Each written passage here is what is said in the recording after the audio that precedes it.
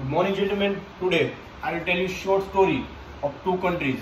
The two countries who share Roti Beti Ka Rishta since the variations time, from the Lord Rama's marriage to the Nepal and the spreading of Buddhism from the Nepal to the India. Good evening, gentlemen.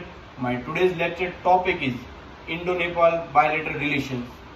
It is a bilateral relations between the Republic of the India and the Federal Democratic Republic of the Nepal.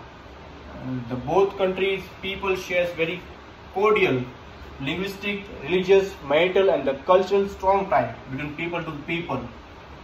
The official relations started in the 1950 with the Treaty of the Peace and the Friendship.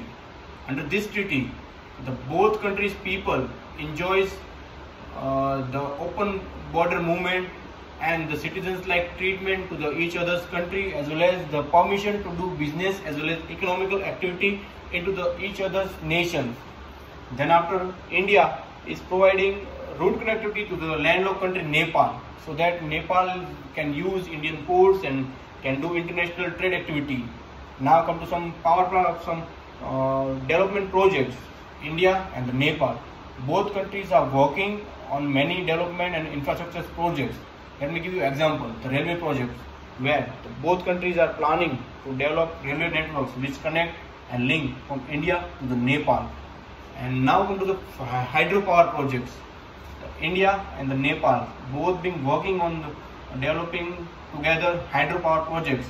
Varun 3, which has a worth of 1,203 crore rupees and has a capacity to generate 900 megawatt electricity. Varun 4 power project, hydropower project, which has capacity to generate 490 megawatt electricity.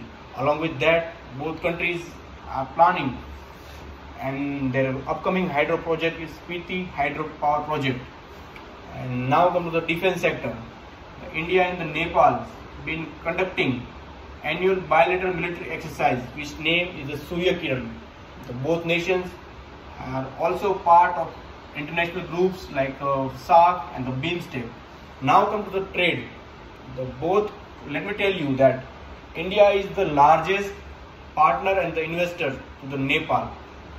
Both countries been doing trade worth around 8.2 billion American dollar, where India is exporting 7.7 billion American dollars worth trade to the Nepal, and the Nepal is also exporting 700 million American dollars worth trade to the India.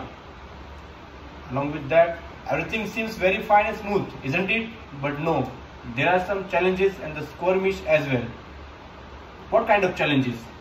The first challenge is the dispute over the Kalapani border, and another dispute and concern between the India and Nepal is the increasing influence of the Chinese government.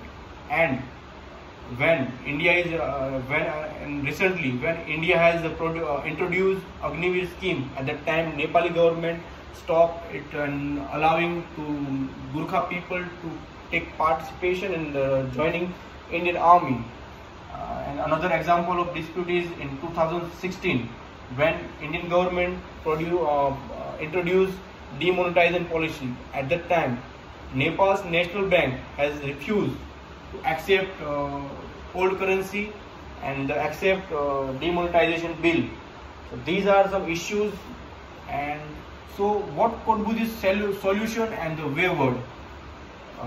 Gentlemen, both countries should regularly conduct a high-level meeting and the exchange of the dialogue, so that they can resolve any dispute over the table talk.